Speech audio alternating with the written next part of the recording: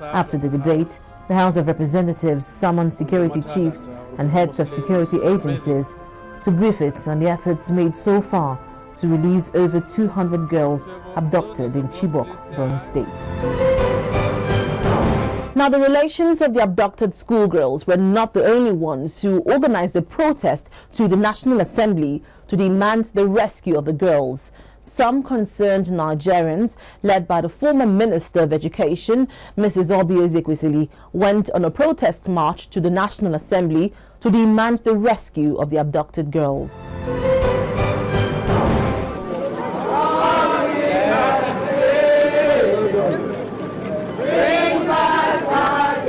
Nigerian women in the Federal Capital Territory, Abuja, defied the rains on Wednesday, April the 30th, and led a protest march to the National Assembly to register their anger over the continued detention of over 200 Nigerian girls by the Boko Haram sect. The group, which marched from the Unity Fountain from about 3:30 p.m., was led by one of the most prominent Nigerian women, Dr. Obi Ezekwesili. They sang various songs along the way to register their anger, even as the police guided them to their destination, the National Assembly. We are saying, bring back our girls. What are we crying? Oh, we are saying. From the Unity Fountain, they carried their placards with inscriptions like, "Rescue our children, please find our daughters, save our sisters, rescue our Chibok girls." They intermittently stopped to address the crowd, insisting that not even the rains can stop them. You can see it's about to rain. Yes. Is there any one of you that is salt? No. Will you melt in the rain? No. Are you ready to go back? No. What are we saying? Let's go. Moments later, under the heavy downpour, they got to the National Assembly gate.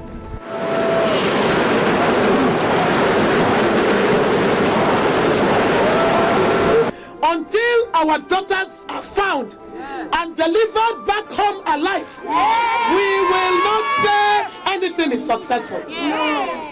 We note that efforts may be going on, but what the women have come out today to say is that we want swift effort that has results. And the only result that we know is a swift search and rescue operation. And we want to see our daughters come back alive. And we want to see them now.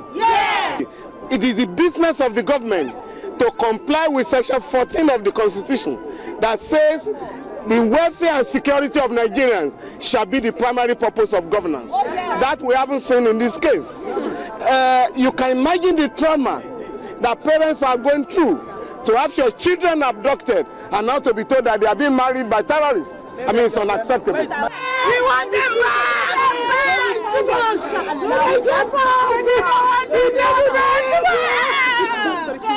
Shall we find them?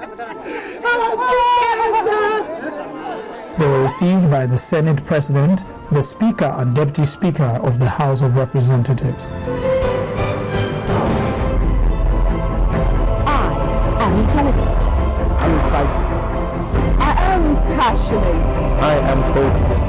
I am diplomatic. I'm creative. I am people-oriented. I am logical. I am detailed. I am determined. I am inquisitive. I am trained.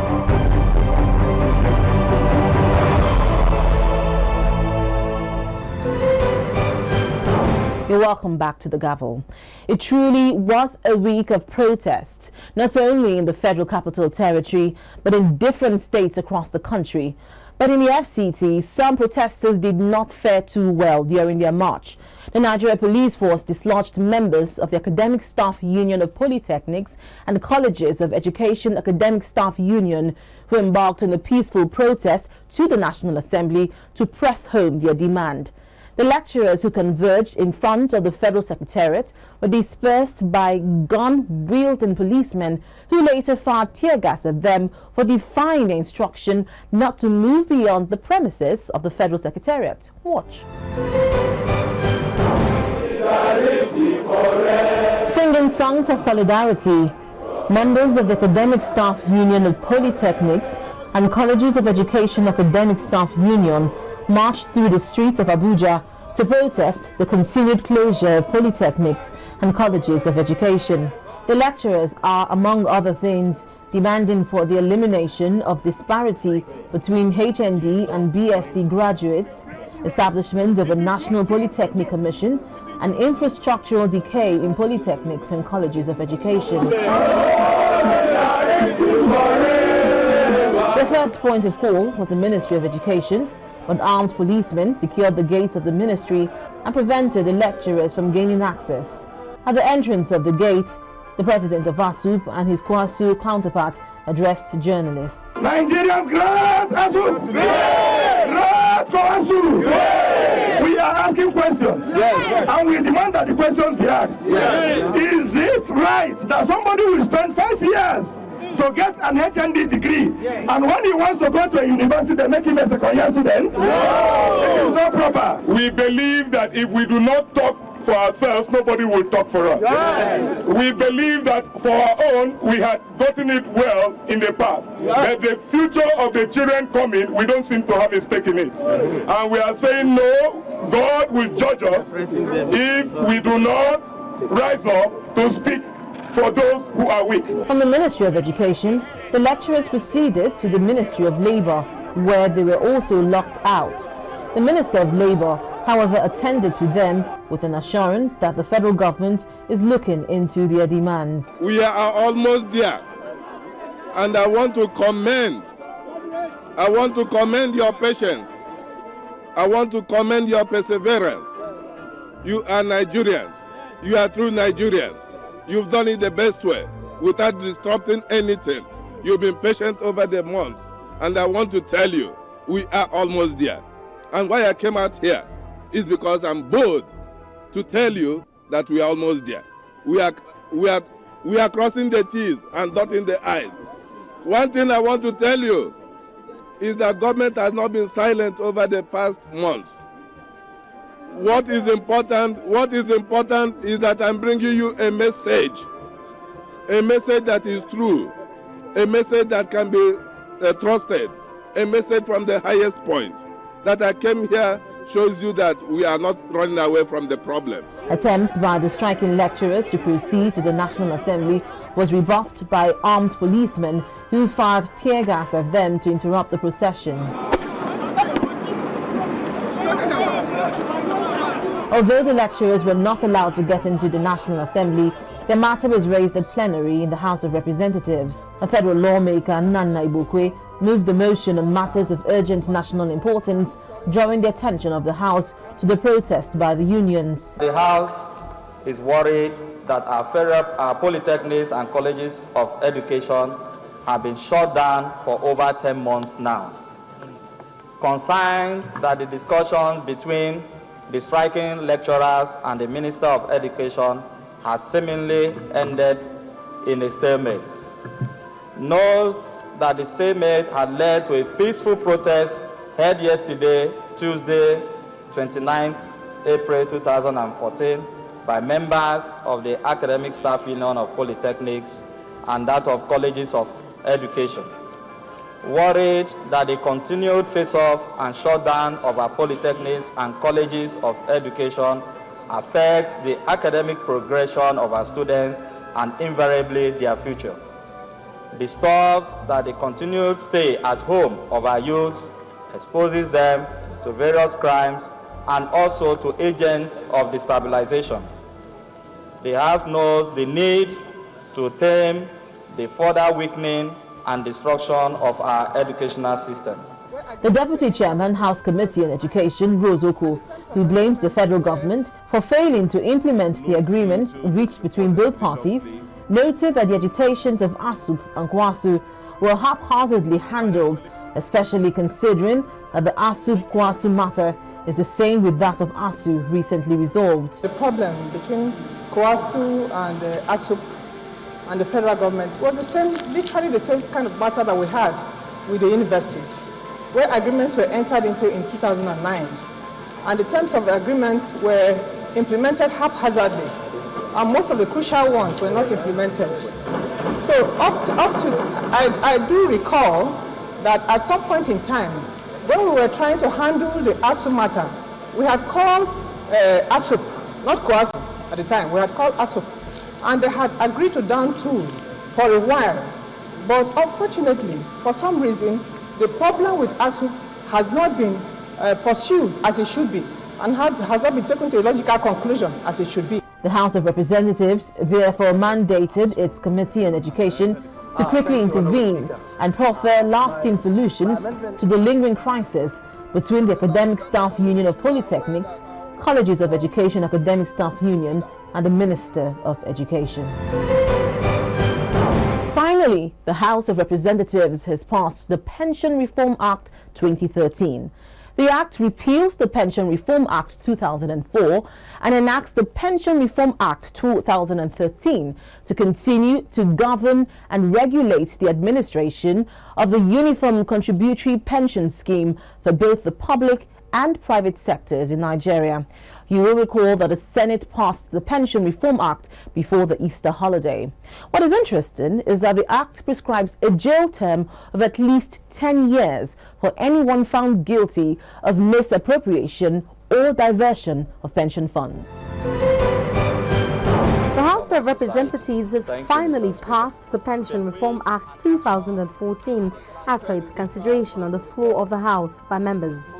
The Act, according to its explanatory memorandum, repeals the Pension Reform Act 2004 and enacts the Pension Reform Act 2014 to continue to govern and regulate the administration of the Uniform Contributory Pension Scheme for both the public and private sectors in Nigeria and for matters connected therewith. The objectives of the piece of legislation as set out in the new bill are to establish a uniform set of rules, regulations and standards for the administration and payments of retirement benefits for the public services of the Federation, the Federal Capital Territory, the state governments and that of the local government councils and the private sector.